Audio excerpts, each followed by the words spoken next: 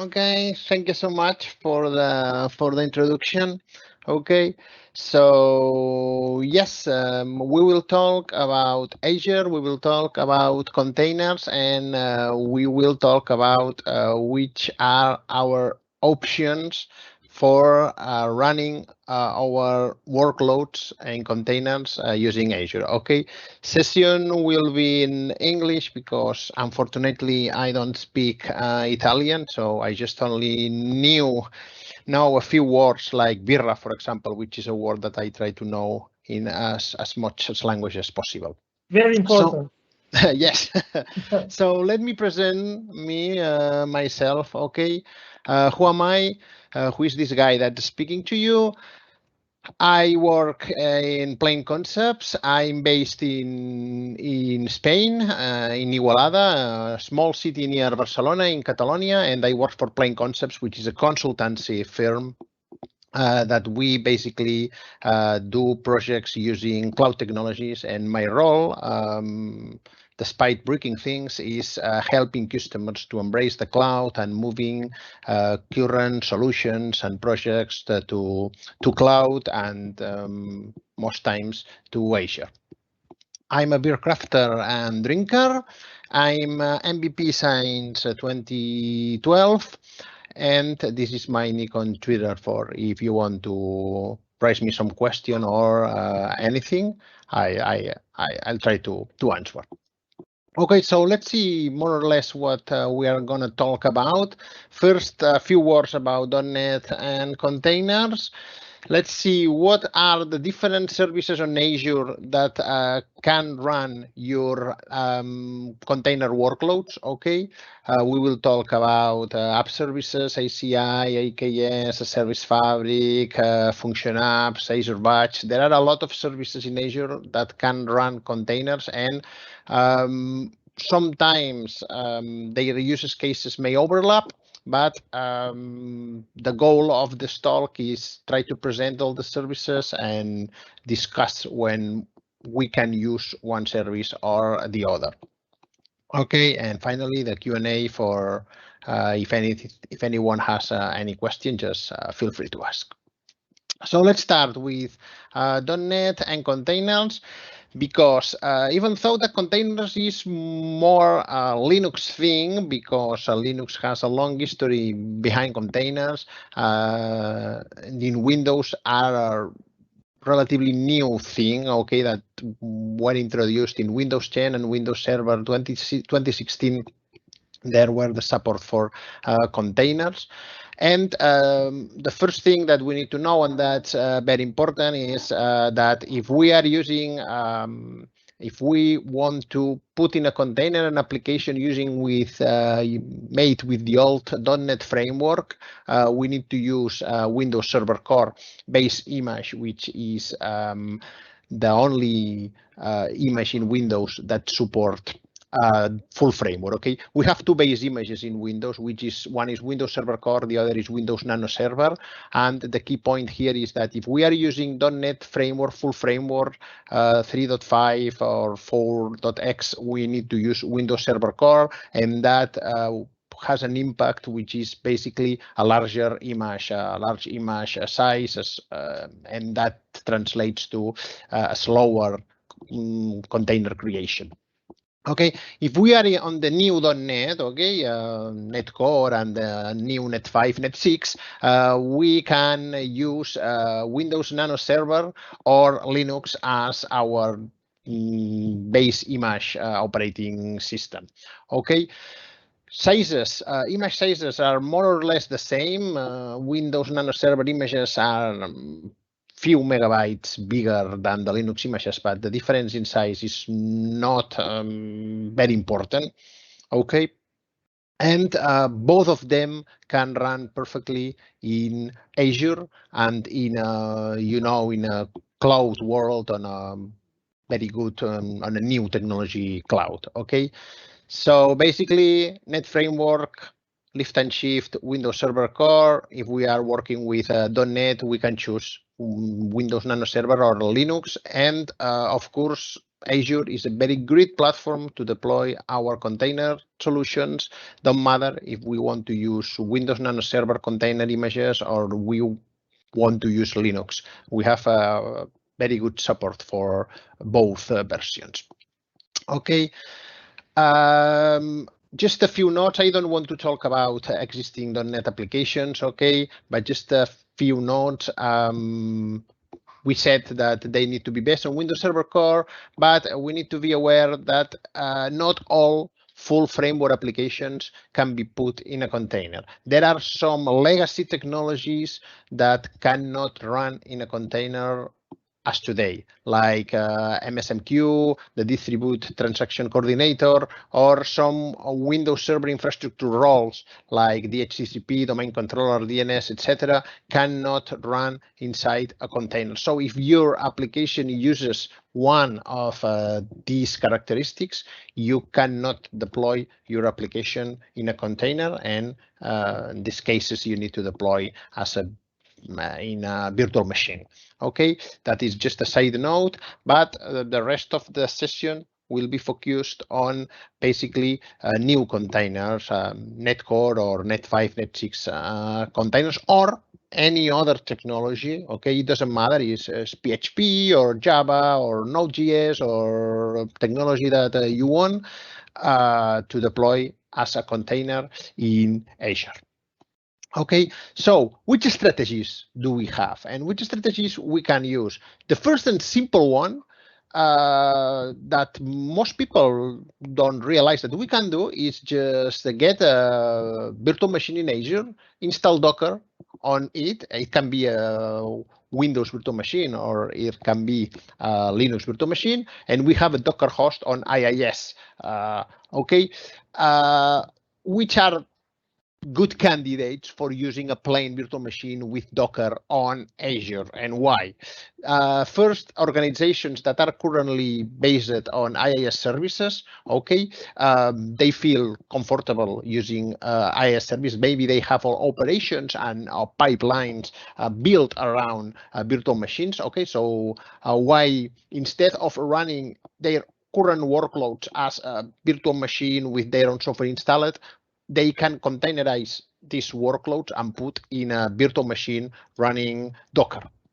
Okay, and that can be useful also for some kind of dev test environments, can be also used for production environments, but the constraint here is that they need to be simple workloads with little orchestration needs, okay? So basically, the translation at this point is, if we previously had virtual machine, a server with my software installed, I can have more or less the same by using Docker, okay? But of course, I'm not talking here about complex applications, distributed applications that can have more orchestration needs that just simply run the workload, okay?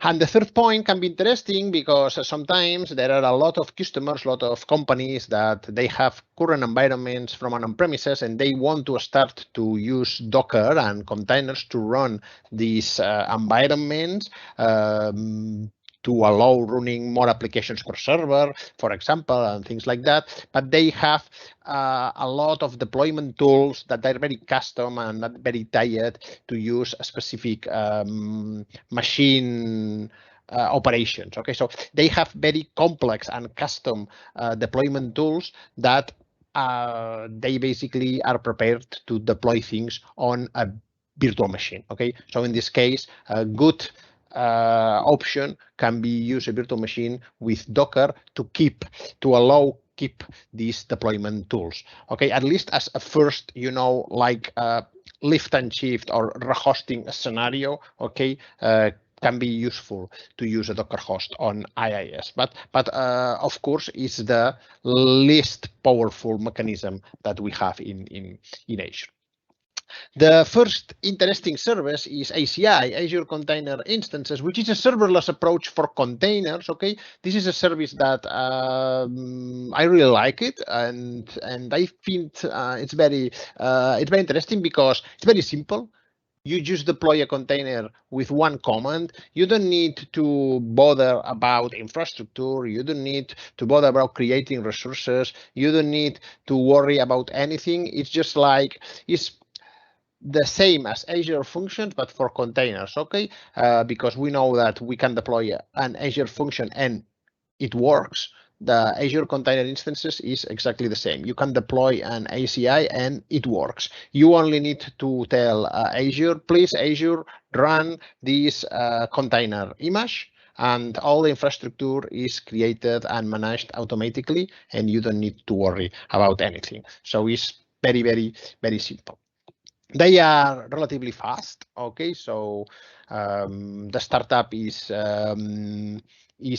fast enough to allow waiting for it. No, it's not like sometimes creating, for example, a new web app or creating IKS or whatever. Is ACI, you just give the command and in few seconds you have your container up and running, which is good.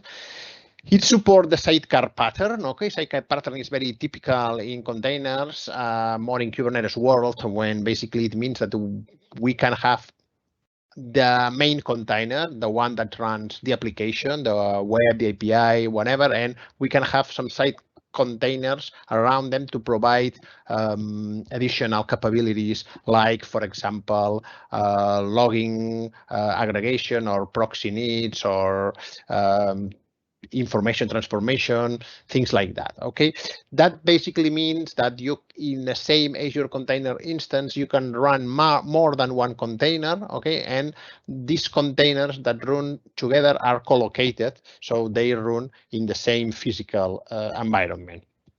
Okay, and that's very good. The problems are more or less related about its simplicity. Is that the scalability is limited because instances do not grow up. Okay, this is a difference, for example, in the serverless approach of ACI and the serverless approach of Azure Function. In sense that for an Azure function, you don't worry about the scalability. If you are in a consumption plan, you know that Azure function will scale based on demand, and then you will be built according that. It's not the case for an Azure container instance. An Azure container instance cannot scale automatically. Okay, so you cannot put more than one instance of the container. And a thing that made it hard to use for production environments is that there's no built-in HTTPS support. You can build your HTTPS support, but you need to do it yourself by using the sidecar pattern and putting reverse proxy like Nginx, HA proxy or whatever on front of your main container, but configuration of this reverse proxy, this Nginx or whatever, is on you. You need to configure and maintain, certificates and configuration and everything. Okay, so it's not something that the service gives to you automatically, and there is no high availability. Okay, you cannot have 2 or 3 instances to allow this high availability. So very good because they are very easy, but not so good for production environments. Another characteristics that I think can be important is they offer hypervisor level security. Okay, the containers run in an isolation security model based on a hypervisor. So that means that you have the same or almost the same isolation level that a virtual machine provides. You can have a request resource specification. That means you don't worry about the resources, but of course you can specify that this container requires this quantity of memory or CPU to run. Okay, and the underlying environment will be created and used accordingly. It supports GPU, which is very good. So you can run containers that use GPU intensive tasks like machine learning. Okay, and they can persist its state using Azure files. Okay, you know containers are stateless. When a container is shut down and then a new container is start up, all the state of the container is lost. But in ACI, we can use Azure files to persist this state and the data of the file system between container restarts. Okay, and we can deploy them on a virtual network, allowing Azure container instances to access on-premises resources if we need. And when to use them? Well, one of my favorite usages for ACI is for dev test scenarios. Okay, for example, maybe you need to run a set of integration tests or end-to-end tests from a specific test suite, but all the infrastructure can be created to run on ACI. They start very fast. You start all the needed infrastructure, database, messaging system, anything, run the tests and destroys the ACI, and you are only built by the time their containers are running. Okay. So it's very good. Another thing that can be very useful is for task automation. So basically that means if you have some container, so some workload that is containerized and it needs to run at some point, you can put in a container and you can programmatically start an ACI when you need, run the tasks, and when the container finish, the ACI gets destroyed and you don't need to worry about anything. So it's a very good use case for ACI. And a specific case can be, for example, CI/CD agents. Okay, you can have your own CI/CD agent, your ephemeral agent. Okay, and when you create a new build or a new release, an ACI is created, runs your build, and then the ACI gets destroyed. So it's like this kind of scenarios. Of course, you can run a web app and a simple API, okay, but there are better alternatives. So I don't think that they are the good option to run webs and APIs. Okay, a good question is they are very integrated in Docker. So, and that is one of the points that you say, okay, it's very good to create, to use for development as scenarios. If you have Docker installed on your machine, you can use Docker, your Docker CLI directly for create containers. Okay, so basically you need to create a context. I don't have any context created here, but I can create context. Okay. And well, now Docker is asking in which resource group I want to create this context. It will create an automatically resource group for me. And now I can list all my contacts and I can say to Docker that I want to use this ACI context. And now I can just start an image, okay, in the same way that I use Docker, but now this is running on Azure, okay? Automatically Docker is creating this ACI for me. So if I go to the Azure portal, okay, which I had, let me open a new window. Okay, I will see the this ACI running, and it has been created and managed by the Docker CLI.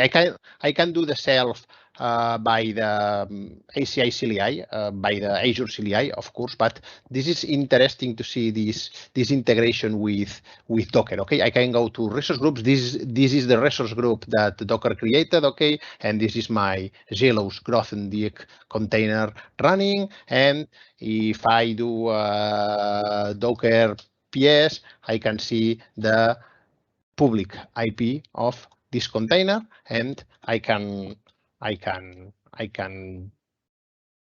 do, for example, a curl, and the container will answer me at the end.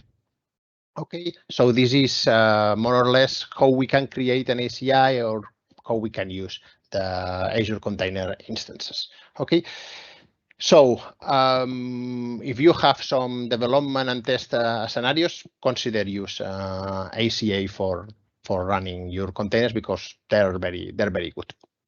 Okay, we have another service which is the Azure App Services. Okay, so the web apps have the capability to run a container instead, your workload, your .NET workload or your Node.js workload. Okay, and this is a PaaS approach. Okay, so ACI was more serverless. This is more platform as a service because we need to worry a little bit about the infrastructure. We need to create the service plan. We need to create the app service. Okay, so it's more like the PaaS. And when we can use that, this is for teams that are used to using standard app services. Okay, so if you are using web apps, okay, it's very easy to switch from a web app on containers because it's exactly the same. The only difference is that when you will deploy your code, you don't deploy the code directly on the app service, okay, using web deploy or Kudu or whatever. Instead of that, you do a push to a Docker registry and restart the app service. Okay, and that automatically makes the app service pull the new image and start running it.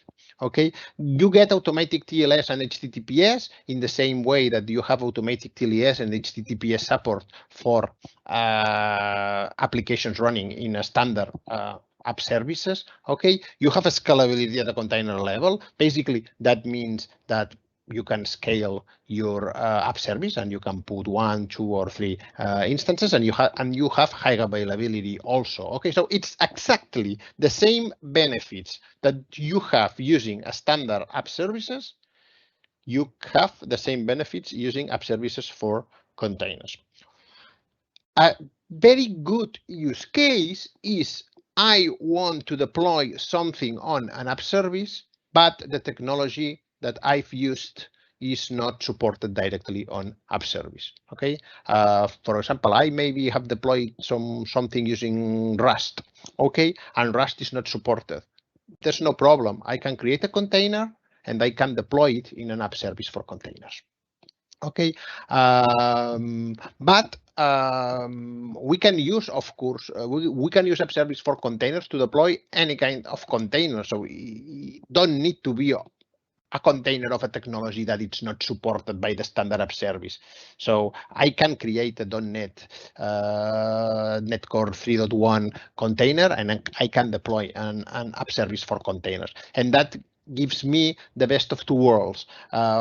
First, I'm working with containers, so maybe in the future I'm able to switch to other container services, okay, because I'm used to working with containers already, okay, but I also have all the benefits of app services and the management and everything, configuration and settings, everything is exactly the same as standard app services. Okay, the only difference is that when I create an app service for container, Azure will ask me which is the image and the Docker registry to pull the image from. But app settings and if everything else is configured in the same way. Okay, so it's very interesting for teams that are currently using app services. Okay, difference. Problems of this approach is that it's a bit hard to manage multi-container solutions because we don't have at any point the idea of application or the idea of a system, okay, running my multi-container solution. If my application is uses 10 containers, I will have 10 app services and they will be deployed at different points and they will be upgraded differently, scaled independently. Okay, so it's not the ideal way to host your multi-container solutions. But given say that is a very good option to deploy your webs, your APIs, or something like that in Azure. I've seen a lot of customers that they are using currently Kubernetes, okay, to manage containerized workloads, and the workloads that these customers have, most of them can be run in an Azure App Services, and in sometimes probably Azure App Services is a better fit than Kubernetes due to its simplicity. Okay, you don't need to learn anything new. Okay, so when to use for web apps? Okay, APIs, monolithic web apps, not multi-containers. Okay, for entire apps, typical application with its presentation layer and data layer. Okay, you can have these two layers running in two containers in two web apps. Okay, there's no problem, and this is my rule. Use app services for containers for the same use cases that you use to deploy on a standard app services. Okay,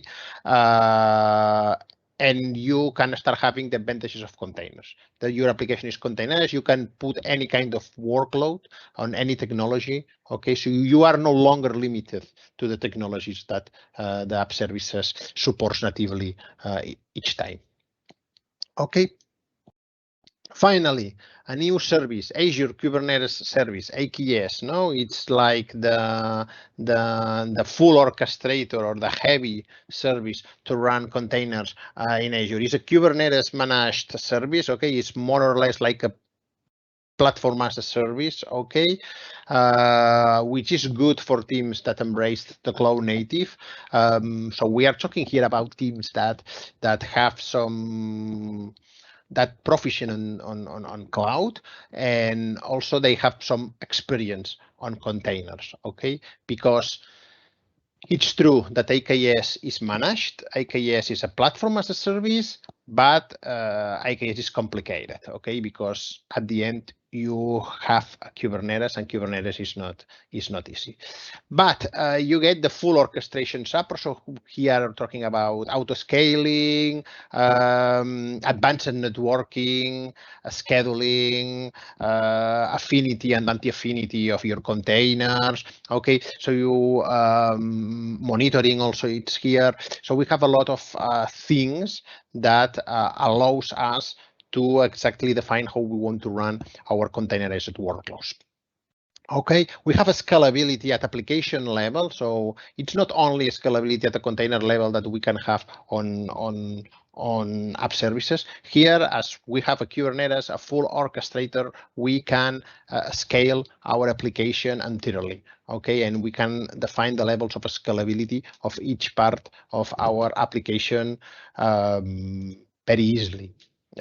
We have high availability, we have upgrades with zero downtime, and the problems is that is a complex situation, a complex technology, and it's a very highly opinionated technology. Kubernetes itself, it's very highly opinionated. So using Kubernetes probably will impact you on how you need to develop some things, and also will impact you and how you should perform your DevOps. Okay, so how are your your pipelines, your releases pipelines, your build pipelines, everything is impacted by using Kubernetes if you want to use it at its full potential.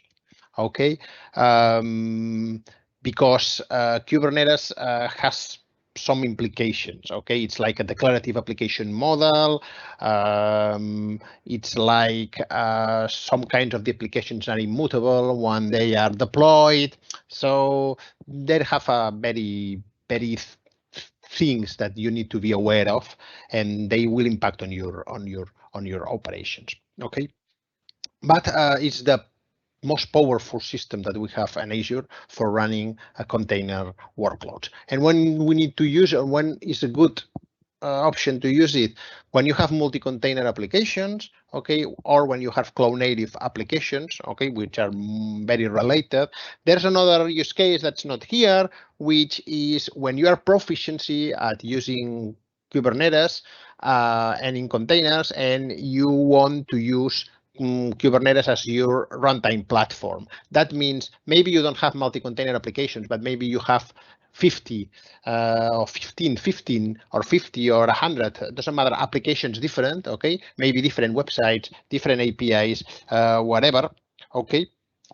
and you want to run all these applications in the same platform, to have only a single platform to manage and deal with. And this platform can be Kubernetes. Okay, you can run event-based applications, for example, using KEDA or Knative, that allows Kubernetes to scale your applications based on an external sources. Okay, for these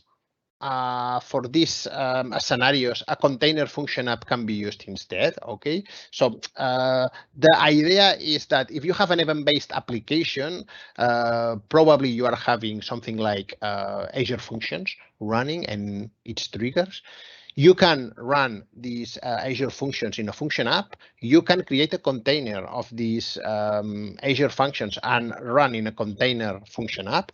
And you can also create a container of these Azure functions and run in Kubernetes. Okay, and let Kubernetes scale this workload, these Azure functions, based on external events using KEDA, Knative, or other external technology that needs to be plugged in. In IKS, it's not built in. Okay, but it can be done. And for a batch jobs, again, it's the same. For using batch or jobs, high demanding jobs, we have a specific technology in Azure, which is Azure Batch. Okay, Azure Batch can run containers too. So you can create a container, you can deploy it using Azure Batch, okay, and it will work perfectly. But again, you can do more or less the same using IKS, okay? You can use jobs and cron jobs to make IKS run your workload, your containers on specific moments and the specific events. Okay, so that is more or less the same that Azure Batch is able to do, and these jobs and these workloads can also auto scale if needed. So you can use AKS for everything, to be honest. Maybe it's not the easiest way, okay? What's said here, if you have an event-based application using a function app, okay, is probably the easiest way. If you have a batch or a job, Azure Batch is probably the easiest way. But if you don't want to deal with different technologies and you want to consolidate your technology in a single platform, AKS can be this platform. Can run your multi-container cloud-native applications, can run event-based applications, can run batch jobs, or can run multiple monolithic applications side by side. So you can do almost everything on IKS, and that allows you for unifying platform and operations, which is a very interesting goal, having a single platform to manage and a single way to do operations on this platform. Okay, but remind, it's a complex platform. You need to be proficiency with container world and cloud. And if you want to use advanced things of AKS like event-based and batch and jobs, you need to be proficient in Kubernetes itself. So it's not easy. Okay. Another good point is that you can lower the vendor lock-in. As your platform is more Kubernetes, less the cloud platform, Azure, or anything you are using, it can help you to move part or replicate part of your infrastructure in another vendor. And that allows you for doing hybrid solutions and multi-cloud solutions, because the underlying platform, Kubernetes, is supported on most scenarios. Okay, so that is a good also. Also, we have AKS and ACI working together, and this is very nice because it's a feature which is called Iks Virtual Nodes. Okay, and then we have a pod. A pod is basically a container. A pod in AKS can run on a standard node. Okay, because when we have a Kubernetes is comprised a set of nodes. Okay, and these nodes can be a standard virtual machine scale set.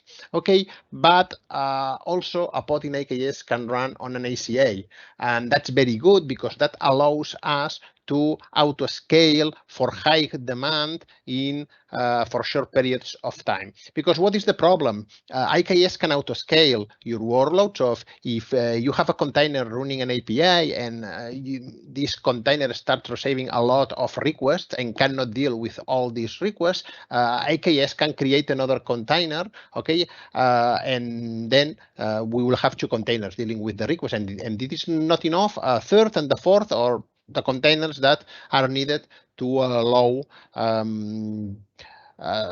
get all the requests done. And then when the requests are lowering, the containers are destroyed to left only two or one or two containers running. Okay. And this autoscale is really fast. You don't need to worry really about it. The problem is that you have a fixed set of nodes. You have 3 nodes, 5 nodes, 7 nodes, and you are paying these nodes for the all time because there are virtual machines. Okay, so that means that you need to have some compromise between the number of nodes that you want to run and which is the load of your workload. Okay, because if you put a lot of nodes, you will be paying so much and you will not using all the infrastructure. But if you are having not so many nodes, so you have low number of nodes. The problem is that when you have some peak of demand, IKS will scale your workload. But then there's a point that IKS cannot scale anymore because the nodes that are running your containers are them full with 100% CPU and no memory left. Okay, in these cases, IKS can scale and can create another node to help. Okay, but this is not a fast thing. Creating a new node and provisioning a new node and is basically scaling the virtual machine scale set. Okay, is not a fast operation. Okay, so it takes few minutes. Okay, and that means that you can have a few minutes of outage because you cannot scale until the new node is created. Okay, for these cases, using AKS and ACI together is a very good thing because you can force the AKS to create some specific workload, some specific containers in ACI. And that gives you an unlimited and fast scalability because an ACI is created not in a minutes like a node, but on seconds. Okay, this is the idea. And you don't need to worry about these Azure container instances. They are created and managed by IKS automatically. So if you have fast scalability needs, using IKS and ACI together is a very good option, and this is called IKS Virtual Nodes. This can have an implication about IKS itself, that it only works with IKS with advanced networking settings. So if you have your cluster created with basic networking, you cannot enable this feature. If you have your IKS created with Azure CNI, you can enable the virtual nodes, okay? But if not, you are on bad luck and you need to create a new work. And there are some limitations.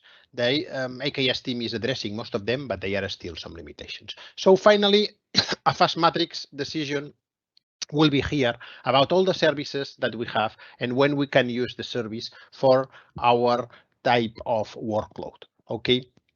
A tick is that is possible to use. So we can use a virtual machine for using a web app, but it's not the best option. Best option is app service. Okay, same for entire. Best option is app service. Cloud native, AKS. Okay, event driven is Azure functions. In the case the application is event driven, although you can run it in IKS too. Okay, so this is a good matrix that you can use to more or less choose, okay, all that services which is the one I have to use. And for example, we can see curious things. ACI is not the best way to run anything, okay? Because it's not its intention. Its intention is to provide you a fast way to run a container for your development and test scenarios, or for ephemeral tasks like a build agent, okay? And finally, a couple of words about a few services more. The first one is Iks Engine. Iks Engine is a Kubernetes IIS deployment tool, okay? So it's a tool that deploys a cluster, a Kubernetes cluster on Azure Batch based purely on an IIS scenario, so basically on a set of virtual machines. It's not a managed. Okay, deploys the same engine used by IKS. So you have an IKS, but it's not a managed IKS. It's an IKS that is based on a pure virtual machine approach. Okay, and you need to use it if you want to use Kubernetes, but you have some advanced scenarios that are not supported on IKS because it's a managed product, okay? Like accessing or configuring the master nodes, you don't have access to these nodes on IKS. Hybrid infrastructure support. So basically, that means a cluster that has worked nodes spanning on premises and on Azure, okay, and things like that. Finally, Azure Service Fabric, it's maybe you have heard about it. It's the Microsoft custom orchestrator, and it has container support. But good points about Azure Service Fabric is support different workload types, not only containers, okay? It's a full orchestrator support, scalability, high availability, upgrades to zero. So the same that we saw in IKS at this point. It's complex like IKS. It's tied to Microsoft Azure. It's not vendor neutral, okay? And it's more like a simple orchestrator. It's more like a full framework, okay? It has its own SDKs that you can use to enable advanced scenarios on Service Fabric, like stateful support, actors, pattern support, okay? It's more like a simple orchestrator. Also, it not only run containers, it can run .NET workloads, Java workloads, executable workloads, and containers, okay? So it's another level of orchestration, okay? But if we are talking about containers, Kubernetes is the standard de facto, the one who won the container war, okay? So Service Fabric has its uses, definitely, but if we are talking about container workloads, I probably will go to a Kubernetes, because the container support itself is better in Kubernetes than in an Azure Service Fabric. Here, for reference, diagram that I got from the Microsoft documentation that says all the services that we have and when we can use one or the other. Okay, and are more or less the same questions that we have been discussed here. And the final word for Service Fabric Mesh. It's a serverless container orchestrator. Very good idea. You don't deploy. So when you create a Service Fabric, you need to create nodes and the infrastructure, the same in Kubernetes. You need to define the nodes that you want. This is not true in Service Fabric Mesh. You just deploy an application using an ARM. Okay, it's just, this is my application. It will have this container and this service and this internal network and this ingress and that egress. And Azure Service Fabric Mesh creates and configures the infrastructure by you. So it's very simple deploy of an application and very, very, very powerful. You don't need to deal with the infrastructure, but as the end, this was not relevant because it was retired. Okay, it never passed the preview status. It was a very promising technology, but finally Microsoft dropped it in. Okay, but I just wanted you to know, because maybe if you do some research or anything, maybe you heard about Service Fabric Mesh, and the alternative proposed by Microsoft is use AKS. Okay, so that's all, more or less, all what I had. So if there is any question, just feel free. Okay, thank you, Eduard. It was a very nice session and useful. Let's see if we have some questions. I can post it here. Let's wait a minute or two. Okay.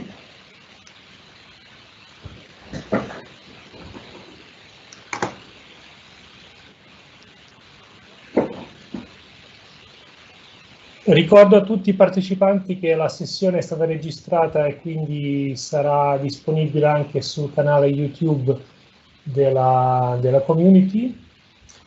Edward, I just reminded that your session was recorded and will be available on the community's YouTube page. Perfect. So Perfect. we can review it later even. Okay. There's a lot to study here. Yes, a lot of options. Yes. Okay, looks like your presentation was very clear. No questions for now. Perfect. Anyway, if someone have any question later or reviewing, just drop me a tweet and I can answer. Yes, perfect. Ecco, come dice Edward, se ci sono qualsiasi domanda in seguito potete contattarlo sul suo Twitter per chiedere ulteriori informazioni. A questo punto, se non ci sono altre domande, chiudiamo. Grazie a tutti per la partecipazione. Grazie Edward. Edward, thank you for this session. And thank you to you and all organization and the sponsors for making that possible. Thank you. Perfect. See you next time. See you. Thank you. Bye. Thank you. Bye-bye. Bye.